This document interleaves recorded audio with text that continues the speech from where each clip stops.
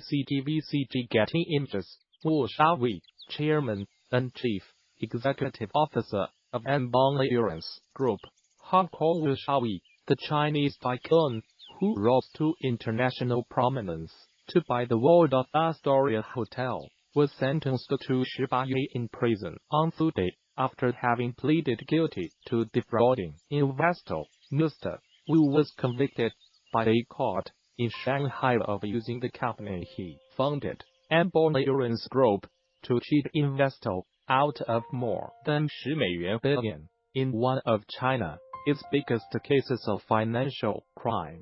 Facing a potential life sentence, Mr. Wu had pleaded guilty to the charges and asked the court to consider a lighter sentence. More from the New York Times.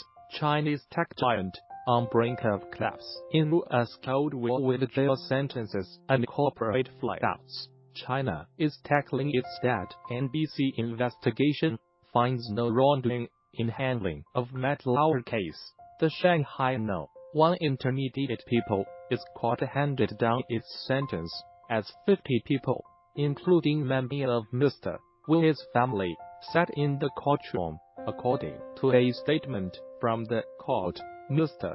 Wu was thrust into the spotlight in February when the government seized Anbang in part of a crackdown on companies that have acquired too much debt by venturing on obvious assets. He initially contested the charges in March during his third and only appearance in the court, which included a legato that he had instructed his employees to flee obvious and change their contact information when the government began investigating the company last year. I repent deeply. I know and regret my crimes, Mr. Wu said then, in a televised statement from the court. Anbang went on an international buying spree in recent years, most notably acquiring the Waldorf Astoria Hotel in Manhattan for $4 billion.